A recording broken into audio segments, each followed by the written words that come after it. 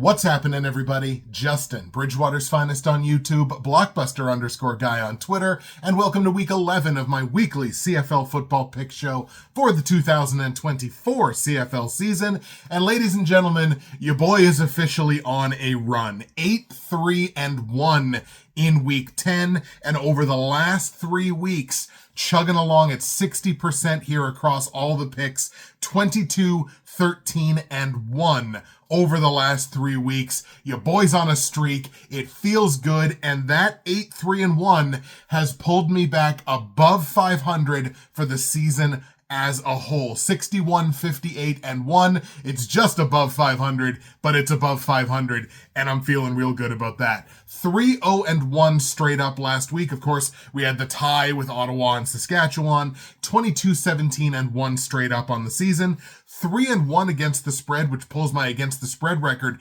back to even money on the season at 20-20, and even money on the totals at 2-2. But again, the big news here, 22-13-1 over the last 3 weeks. Your boy's starting to cook. CFL Fantasy is not cooking. However, this is now back-to-back down weeks where I did not crack 70 points overall. 69.6 points in week 10 in CFL Fantasy, but I actually improved across the game as a whole. So I'm guessing it was a down week for a lot of people in CFL Fantasy. Like that 69.6 was still inside the top 1,000 across the whole game and just barely outside the top 250 in Derek Taylor's league, which is about, I think, 750 some people strong. It's actually, I think it's still the biggest fantasy league across the CFL game. I did crack 1,000 points on the season, 1,004.8, which has me inside the top 2350 overall and just barely inside the top 330 in Derek Taylor's league. But again, if you compare that to last week, when I came in from last week, having only brought in 63.7, across the whole game, I was barely inside the top 2,500. So I did actually improve by like 150 spots overall across the whole game. So I'm thinking it was a bit of a down week for a lot of people. But I will still shout out my most outstanding player from week 10, which was Argos running back Kadeem Carey, put up a 21.1. And, if I would have had him as my captain, I would have, pushed above 90 points. Would have been a nice little week. Unfortunately, I had Trey Ford, who happened to go down to injury. Trey Ford, of course, being only one of the quarterback storylines we're going to be taking a look at and watching as we head into a Week 11 slate of games that looks like this. The Ottawa REDBLACKS are traveling to Calgary to take on a Stampeders team that's going to be playing their 8th straight game without a bye week. Montreal is in Saskatchewan. The Riders will be playing their 7th straight game without a bye week. We got the Edmonton Elks in Hamilton taking on the Ticats. Again, the health of Trey Ford, that's going to be a question mark.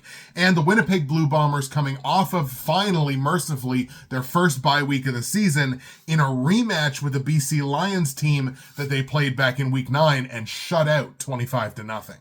League-wide trends, and the big one just continues rolling on. Home teams 3-0-1 straight up last week and 3-1 against the spread last week. That continues a run of 13-4-1 and 13-5 in those two categories respectively.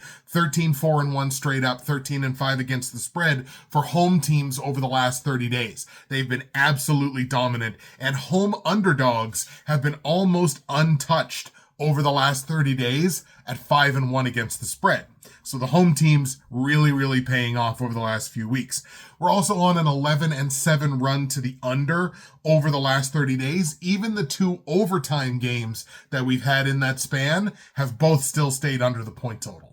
So without further ado, let's get to that first matchup of the week, the Ottawa REDBLACKS in Calgary taking on the Stamps. Like I mentioned, the REDBLACKS tie Saskatchewan last week, 22-all in what I think we can describe as the most CFL game that has ever existed.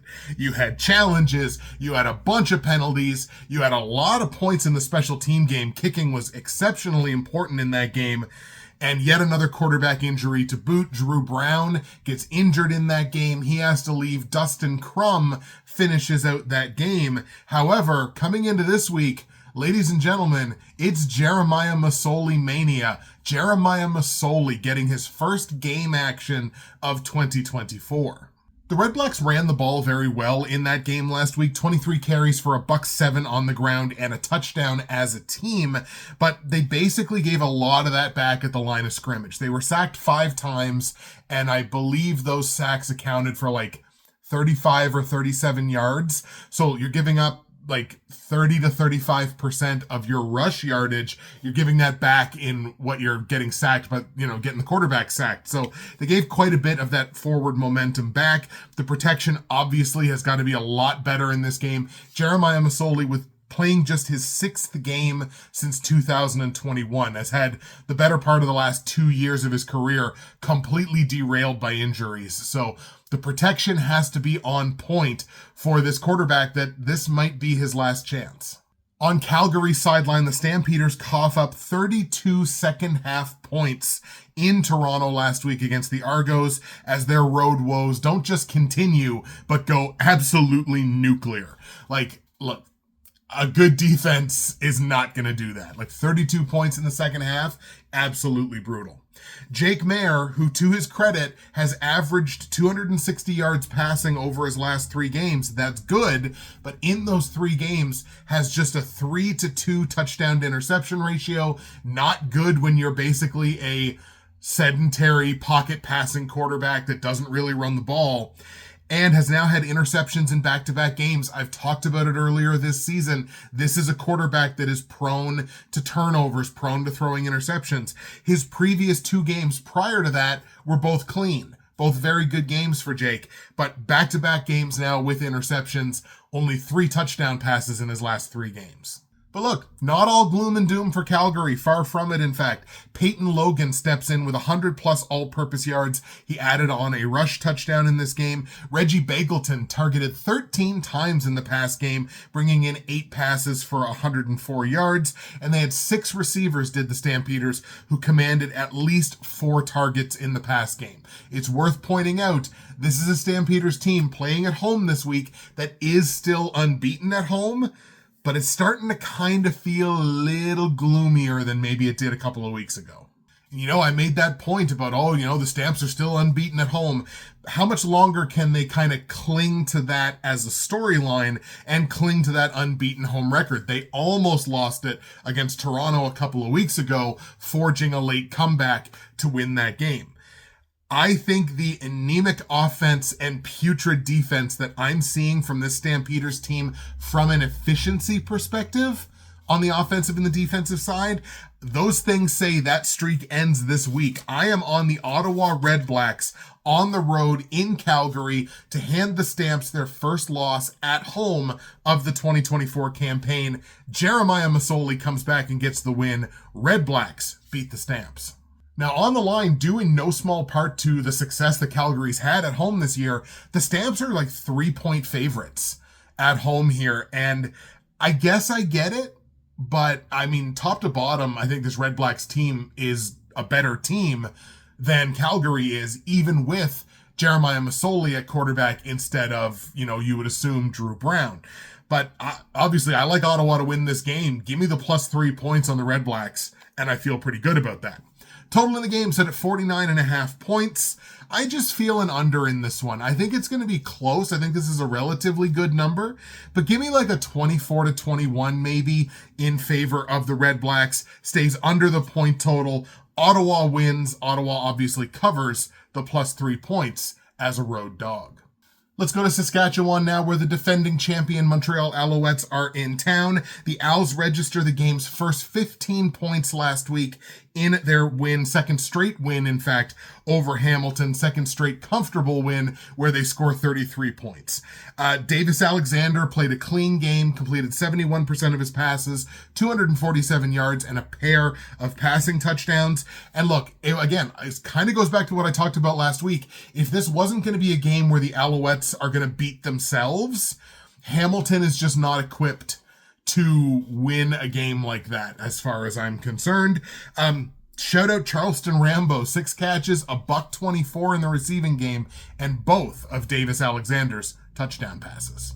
In saying what I just kind of said there, the Alouettes did show some beatable metrics in this game that I think would have been trouble versus better teams. And like a game like this week, if they replicate those metrics, they're going to be in trouble because the Riders are a better team. They allowed 344 yards passing. Now, most of that came to Taylor Powell once they made the quarterback change. We're going to talk about that when we talk about Hamilton. But 344 pass yards allowed. They were under 50% on second down. That can be troublesome against a better football team. And only 2 for 5 in the red zone. You got to maximize your opportunities in the red zone. You only get a few of them every game. They were only 2 for 5, also under 50%. But again, the Owls are a team that often force opposition to make mistakes long before they make them themselves. In terms of Hamilton, they turned the ball over twice. That was part of fumbling the ball 3 times. They took 85 penalty yards on 11 penalties. That's Montreal forcing them to make mistakes long before the Alouettes make them themselves. That's just the kind of team that they are. On the Riders side of things, the Riders were the other team on the other side of that 22-all tie with the REDBLACKS last week. The Riders ride their pass rush, generating 5 quarterback sacks in that game and a pair of Shea Patterson touchdowns to get that tie versus the REDBLACKS, which really felt like a game that they snatched a tie, which is a moral victory at least, from the jaws of defeat. It felt like the Riders should have lost that game. The run game was non-existent in this game. 13 carries for just 24 yards on the ground as a team for the Riders last week. And Shea Patterson threw 3 interceptions. He had the 2 touchdowns, threw 3 picks. Although shockingly, Saskatchewan wound up winning the turnover battle in that game 5-4. The real gem for the Riders on offense in that game was the receiving 3-headed monster of Sam Emilus. You would expect that. Sean Bain, you would accept that. And Dante Myers. There you go. Those 3 receivers account for 32 of Shea Patterson's 49 targets in the past game, 24 of his 30 completions, and a shocking 247 of his 299 yards passing, as well as both touchdown receptions. So that 3-headed monster at receiver, which harkens back to kind of what the Riders have been over the last couple of years, really showed out last week. We'll see if they can duplicate that against arguably, as good a defense, if not a little bit better. Also, shout out to Brett Lowther in the kicking game. 3 for 3 on his field goals, plus an extra point. That's the difference right there.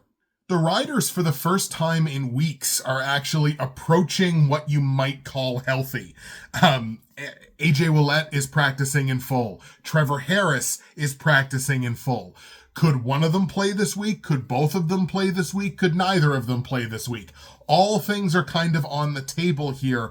But again, worth pointing out, these guys are starting to practice in full again, try to ramp back up to game shape. You could be seeing them sooner rather than later. And this offense needs that desperately. From an efficiency perspective, the Riders over the last 4 games, 7th in the CFL in offensive efficiency. They badly need these pieces, like starting franchise quarterback and your top running back, desperately need these pieces to come back. I think both of these defenses keep this game relatively tight, but give me the deeper, fresher team. That's the Montreal Alouettes. Again, the Riders playing their 7th consecutive game this week. Let's take Montreal on the road here against Saskatchewan to beat Saskatchewan. My 2nd straight road team. I'm kind of going against these trends that I talked about earlier, but give me the Owls to win outright. On the line, Montreal is favored on the road by -2.5. Once again, what I say about home dogs, they've been almost untouchable against the spread, but it's only 2.5 points. It's a small price to pay. I'm going to lay the -2.5 on who I think is the better team. Let's take Montreal minus the 2.5 points. Total in this game set at 51.5 points. I think this stays under like I did in the first game. I think the defenses keep this one under. I'm going to go like a 27-20, something like that. Close game, competitive game. Give me the Alouettes 27-20. Owls win, Owls cover, and give me the under on the point total.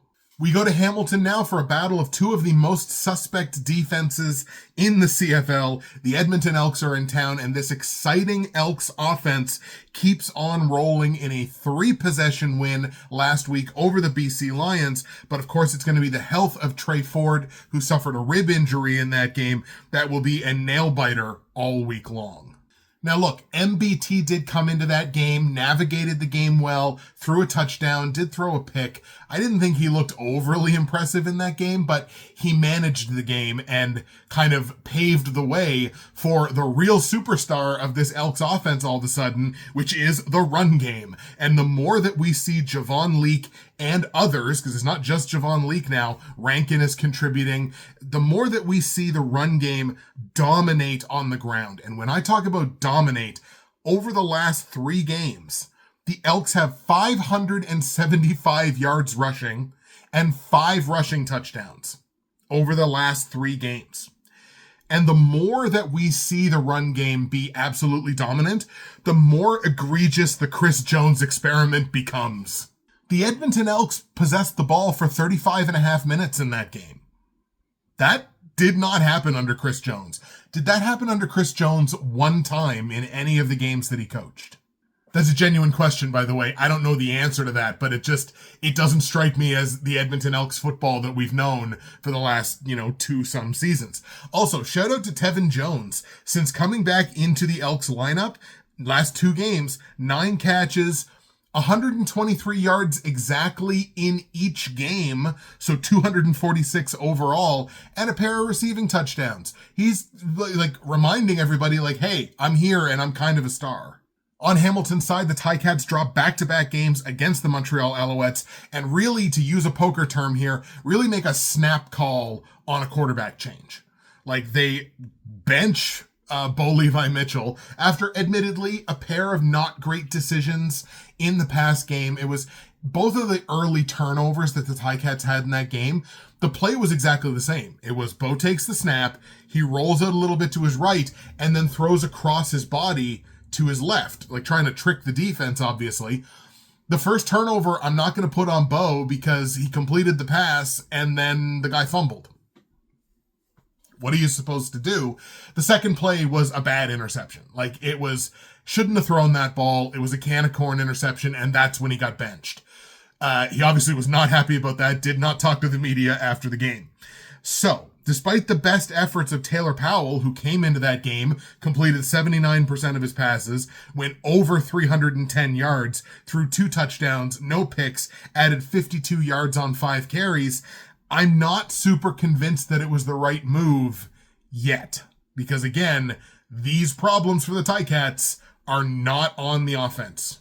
At the very least, they're certainly not on Bo Levi Mitchell. But again, this is Hamilton banking that lightning will strike twice, because this is exactly what Edmonton did. Their woes are not necessarily on McLeod Bethel-Thompson, but they made the change to Trey Ford anyway, and they've kind of taken off on a rocket. So Hamilton is clearly hoping that this happens again, but the offensive philosophy also has to change.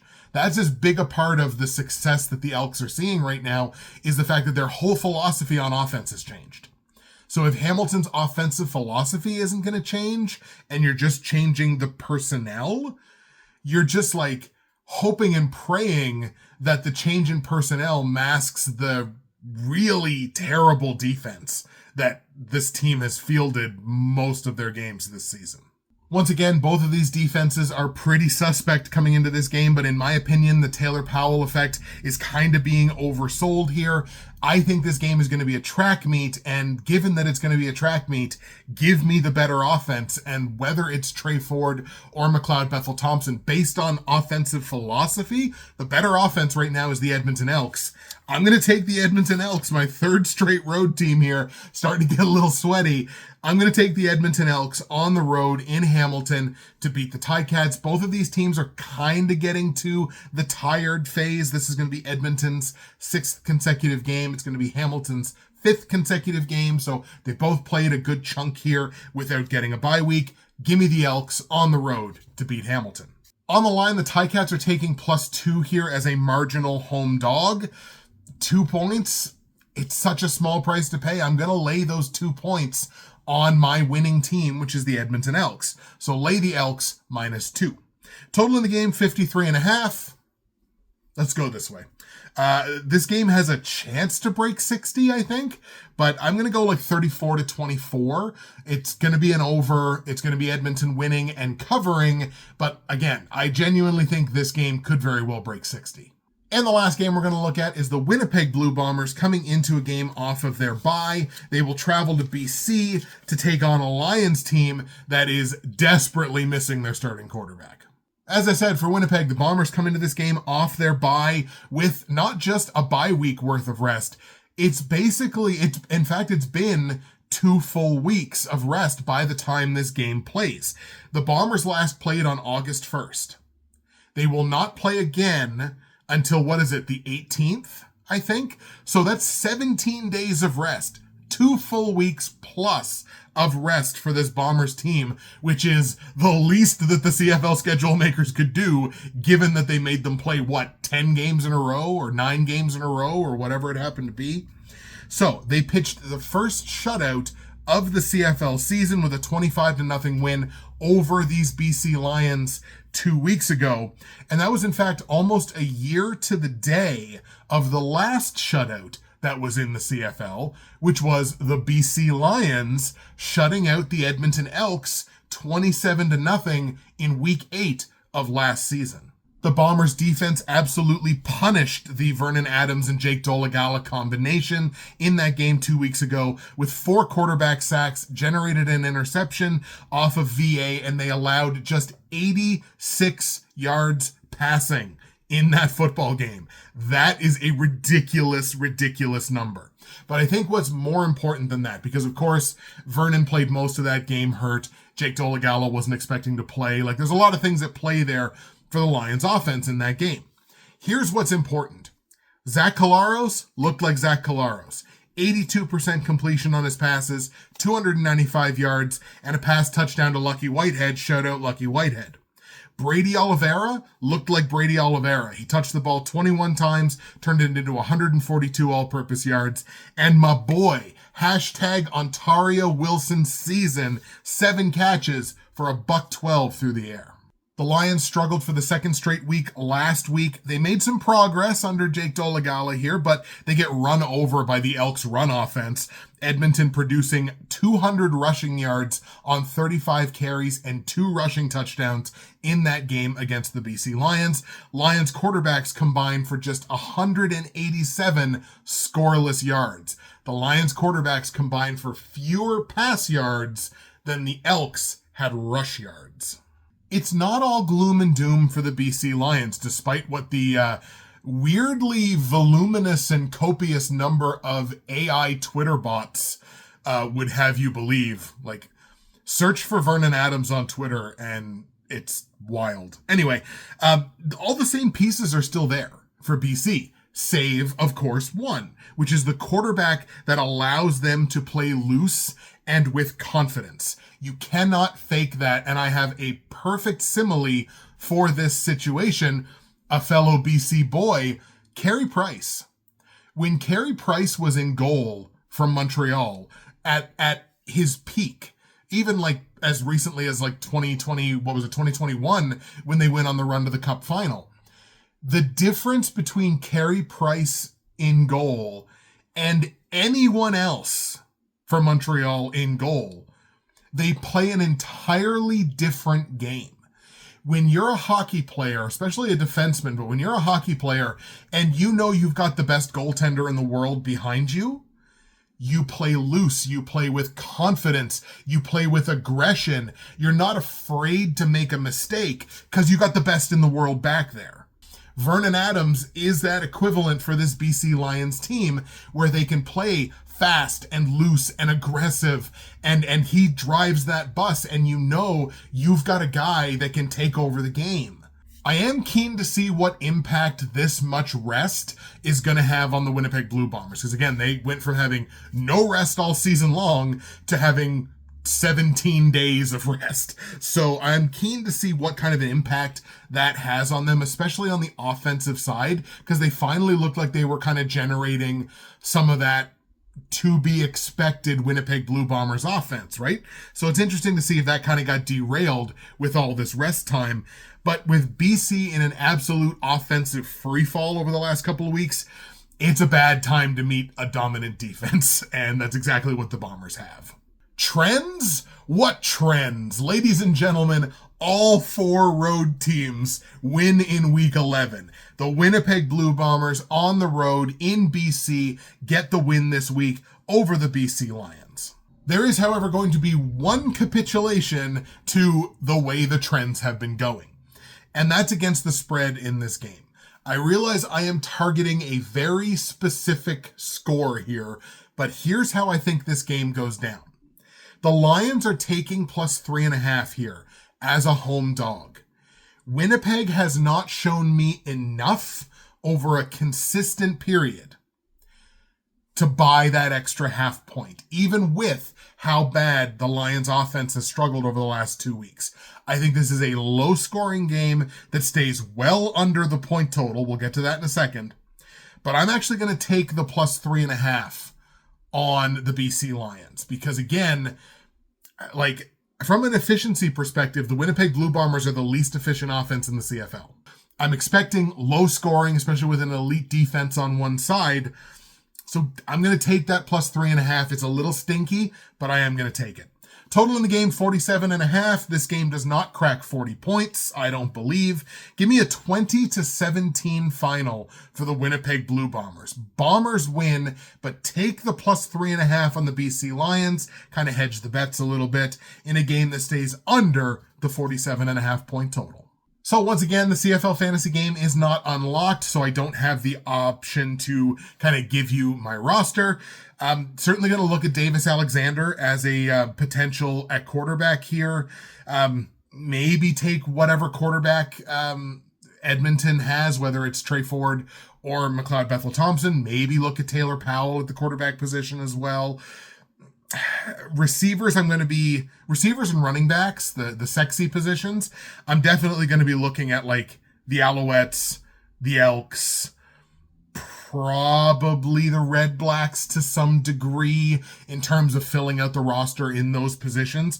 On the defensive side, I'm probably going to spend up for the Bombers because they're getting a pretty tasty matchup and they've been playing at an elite level for a few weeks now. There you go, folks. The picks are in for Week 11. Let's go over them here with you one more time. I've got the Ottawa REDBLACKS beating the Calgary Stampeders 24-21 in Calgary. I'm taking the +3 on the REDBLACKS in a game that stays under 49.5 points. I got the Montreal Alouettes beating the Saskatchewan Roughriders 27-20 in Saskatchewan, taking the -2.5 on Montreal in a game that stays under the 51.5 point total. I got the Edmonton Elks in Hamilton beating the Ticats 34-24, 2-possession win there, laying the -2 on Edmonton, taking the over on the 53.5 points. And I got the Winnipeg Blue Bombers on the road in BC beating the Lions 20-17, taking the +3.5 on the BC Lions at home in a game that stays under 47.5 points. That is the picks, and that is the show for Week 11. Again, we're on a bit of a heater here. Let's keep this going. Let's keep pushing forward into the back half of the season. That's it for me, Justin, Bridgewater's Finest on YouTube, Blockbuster_guy on Twitter. Enjoy the games in Week 11, and we'll see you again in Week 12.